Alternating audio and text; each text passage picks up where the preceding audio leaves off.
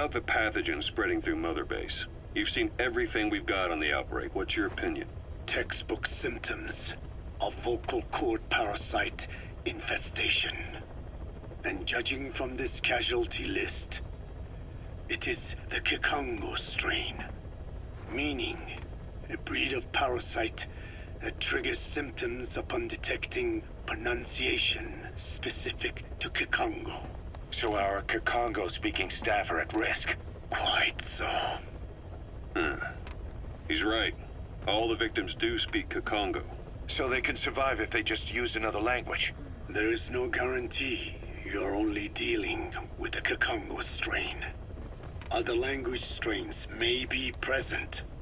You well know he was teaching them languages from all over the world. The Devil's House. Nzoya Badiabulu. There is no way to know how many strains he has at his disposal.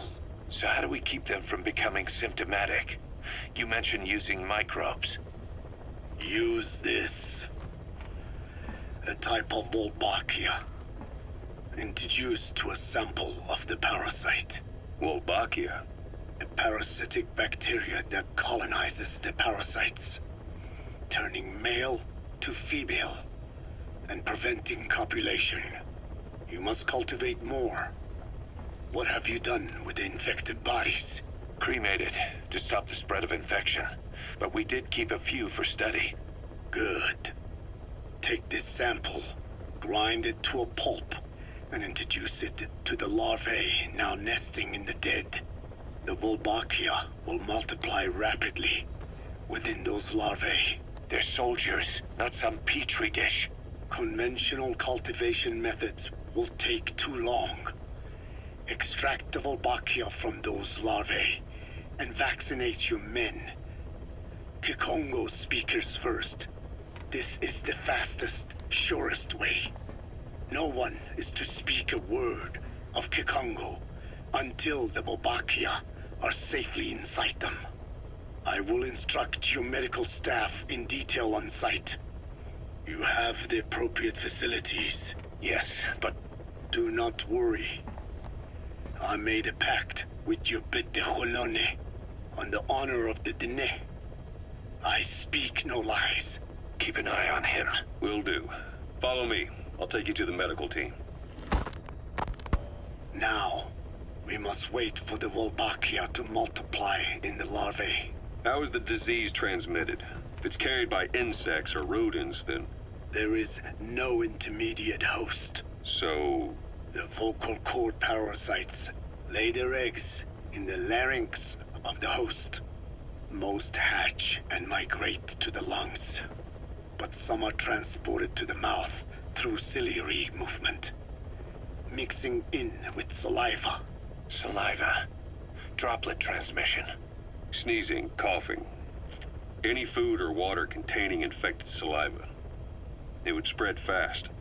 Indeed.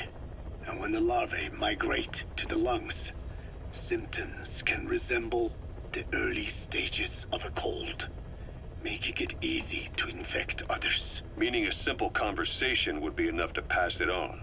All right, so what happens after the larvae migrate to the lungs? It is as I said before. They mature by feeding on alveolar tissue. It is only then that noticeable symptoms appear in the host. And by that point, it's too late. He's infected everyone else. It's one hell of a weapon you've created. That is what Blag Ana wanted. Something that would spread easily. In truth, he's not the reason. But we will discuss that another time. The Wolbachia have multiplied. We're preparing to extract them and begin vaccinating. But is this really the only way? Sure, it'll prevent infection, but the cost? You would rather remove their vocal cords? No. Tactical communication's a linchpin of what we do. What if we were to ban the use of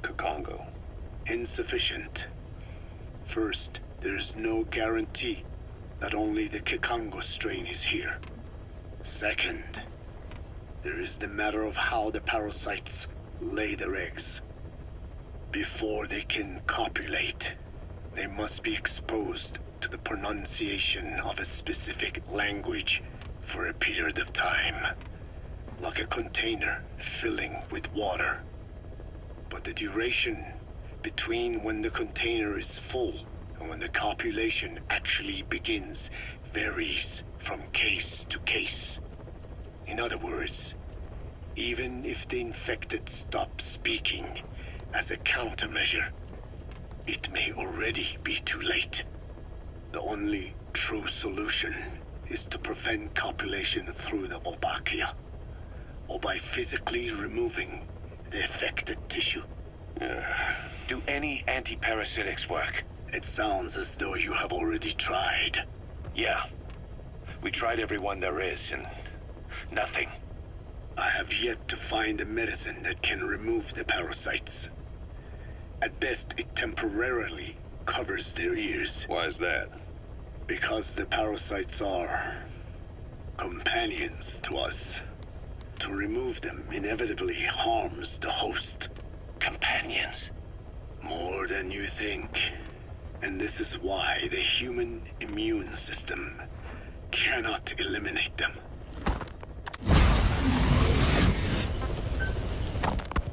We've inoculated the staff with Wolbachia to keep them from becoming symptomatic. That should also contain the infection. How did this happen in the first place? It has to have been a Cypher spy within our ranks. If this is so, then why the Kikongo strain? If their intent was to wipe you out. Skullface said the remaining English parasite was close to the boss. If this latest strain was his doing, he wouldn't have tipped his hand. It is possible someone brought eggs onto the base without knowing. Stuck to their shoes, clothing. Well, that makes the most sense to me. And where did the eggs come from? You mentioned that your boss visited Nzoya Badiopulu. Sure, but his gear's disinfected immediately upon return. Then he was not the carrier. And not just the boss. All staff dispatched to high-risk regions were quarantined on the flight back. When the symptoms first appeared, we checked and disinfected all equipment used up to that point. Any and all prisoners, soldiers, materials, and animals extracted during missions were also quarantined. So, that just leaves... I have seen children around here. Where are they from? All over. Some were being held hostage at a mine. Then there were the troublemakers at Bwala Yamasa. Bwala Yamasa? Yeah. Their clothes, their things. Did you burn them? They're just kids. We couldn't. And besides, not one of them's shown symptoms. The parasites don't infect prepubescent hosts. Their vocal cords are not fully developed. Well, if infection doesn't occur in children... It is possible they carried eggs on their clothes, and the infection spread from them. Check the kid's stuff. I doubt there is any trace left by now. But if there is, some of those kids must be close to hitting puberty. How could we have missed this? The name Bwala Yamasa got quite a reaction from you. I'm guessing the Kikongo strain was released in that village. Cypher used that region to experiment with vocal cord parasite transmission. The Kikongo strain. The settlements around the refinery upstream of Bwala Yamasa were the proving grounds. They would infect one villager, then record transmission speed. Dangerous work. If they failed to contain the infection, it would slip into the surrounding regions. At which point the world found out about the parasites, making them useless as a weapon. Incredible they'd risk such a thing. The test site was densely populated too. A terrible place for such experiments. No doubt, They thought burning everything would wipe away all traces. The settlements were covered in oil anyway. Who would wonder if one day they caught fire? And so it did. They burned it all, living and dead. Those remains. But they miscalculated. Transmission speed was far faster than anticipated. It may have been the temperature, or hygiene standards, or perhaps the parasites reacted quickly to Kikongo. Whatever the reason, nearly all villages were swiftly infected, and the settlements reduced to mounds of corpses. Making matters worse, the dry season was ending. When it came time to burn the village, the Moneni River had swelled. Many of the bodies were waterlogged. Meaning they didn't burn completely.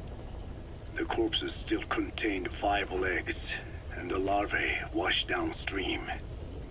And when the people downstream drank that water, That marked the end for Bwala Yamasa. I learned all of this at the mansion. I warned him of the risk of eggs getting out. And? We are prepared for any eventuality. I get it. Putting the oil field back online. The oil leaks, saner. They plan to pollute the river, prevent the spread of infection. But the oil flow was stopped, and downstream the people of Masa village started using the water again. The PF soldiers deployed at the village were locals, spoke Kikongo. They were infected, and the kids survived. I've heard enough. And who stopped the flow of oil? Don't. We did. That confirms it. The source of the Kikongo strain infection was Masa village. And the children brought it here. It is no one's fault. There is no blame to be cast. The parasites, they were tested in other regions? Their physiology requires that they be tested under varied conditions. Another test site was in Afghanistan. So it was the parasites there. Both the Pashto and Tajik languages are spoken in the mountains of Afghanistan, and population density is low. Ideal testing grounds for how accurately the parasites target only the specified language. It is also relatively easy to prevent the spread of infection. And the results? The first test, I am told, was a success. Once the Pashtun Mujahideen were infected with the Pashto strain, they were all but wiped out. The Hamid fighters at Smasei Fort. It was doubly successful. No Tajik Mujahideen or Soviet soldiers became symptomatic. So the parasites proved to be effective. What about the second test? Also supposedly a success. A Pashtun village was the target. However, the original aim was to obtain samples of the infected. In this, they failed. And the village? The Soviets enacted a standard scorched earth operation. That must have been the village where Malak lived, before being held captive at La Marjate Palace. Having had more time to think on it, the details shared with me may have been false. They are madmen who would do anything to cover up the truth. They certainly seem to like tossing their problems in the fire. As a boy, Skullface's life went up in flames. Perhaps that is what fuels his fixation with fire. Your Wolbachia stopped the infection all right, but I still don't get it. How can a few bacteria change males to females? I know they're only bugs, but... It is not such a rare thing in the natural world. Many insects and nematodes are infected with Wolbachia. But why? They nest in the cell cytoplasm of the host, even in the egg cells, with the result that the offspring are born infected. Mother-to-child transmission. However, Wolbachia cannot nest in sperm because they do not have cytoplasm. So even a successful infection of a male ends after a single generation. This means the Wolbachia must resort to maximizing the population of infected females. Sounds like an ethnic cleansing campaign on a tiny scale. Gender change from male to female is their survival tactic. So more females means more Wolbachia carriers, so it can keep thriving in the following generations. But the parasites in a human host are supposed to be a mating pair. If there's no male, there'll be no offspring at all. It's killing itself. Slow down. This tactic is intended for environments where a single male can copulate with multiple females. Originally, the Wolbachia did not infect the vocal cord parasites. I created a mutated strain, modifying the Wolbachia so that it could infect monogamous pairs. The Wolbachia's greatest multiplying tactic, the male-to-female change, worked against itself in the monogamous parasites. Just as you said. Then, I performed repeated selection of Wolbachia strains until I achieved 100% certainty of male-to-female conversion. Creating female-female pairs, unable to reproduce. And you say the Wolbachia affects the host of the host, that is, us, cutting off our means to reproduce? It is almost certain.